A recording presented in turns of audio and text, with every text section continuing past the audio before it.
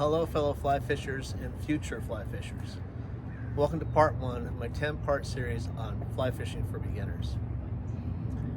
In part one, we're just going to have a brief introduction. I'm going to tell you what's in the other 9 parts, tell you a little bit what is fly fishing, give you some of my objectives for the course, and then say a little bit about myself, why you want to listen to me anyway. So, in part 2 of this course, we're going to go through equipment selection. So fly fishing can be an equipment intensive sport and it can get very expensive, but I'm going to give you some money saving tips, and we're going to go over the bare bones equipment that you need to start fishing and some optional equipment that you'll want to obtain in the future as you grow in fly fishing. In part 3, we're going to go over a couple different fly fishing techniques that you'll want to use and be able to determine when to use those types of techniques to catch fish. In part 4, we're going to go over entomology and talk about what lives in the water and what may fall into the water that a fish may eat. In part 5, we're going to go over fly selection. So how do I pick a fly that matches those things that live in the water or may fall in the water that a fish may eat? In part 6, we're going to go over essential knots. I'm going to teach you 4 knots that you need to know. That's probably more than you need to know to start fishing, but we're going to go over 4 knots. Part 7, we're going to do casting. So you need to learn some basic casts to be able to fish.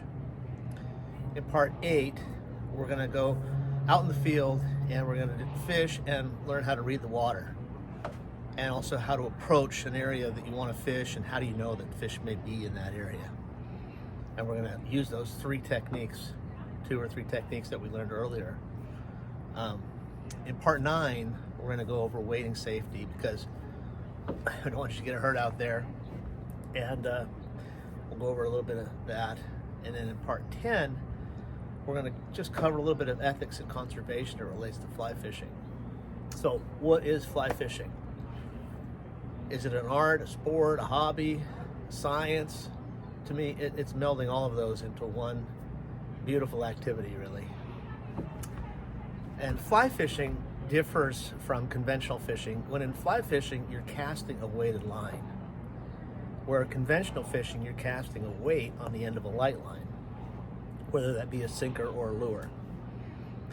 Also, in fly fishing, we don't use live or dead bait. We use what we call a fly.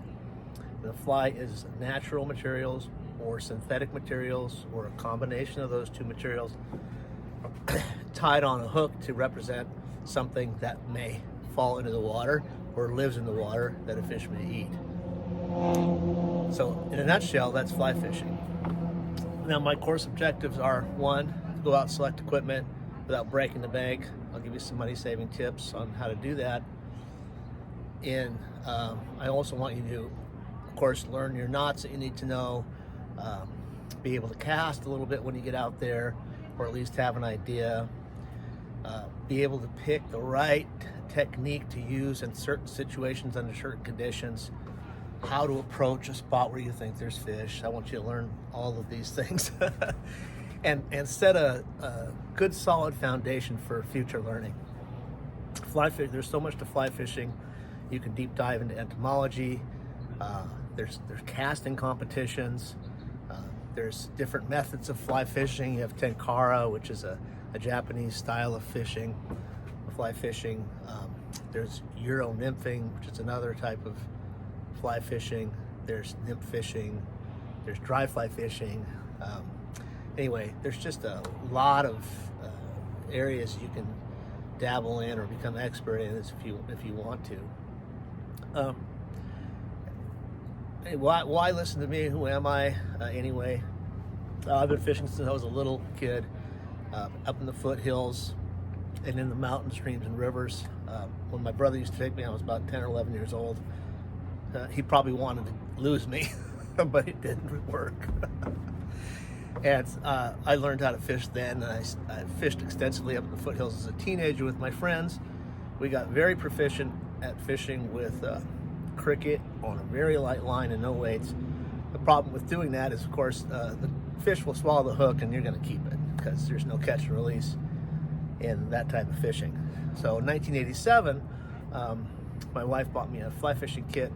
I still have the kit, it's functional, but I never looked back, and I really come to enjoy this activity, and I want to pass that along to you.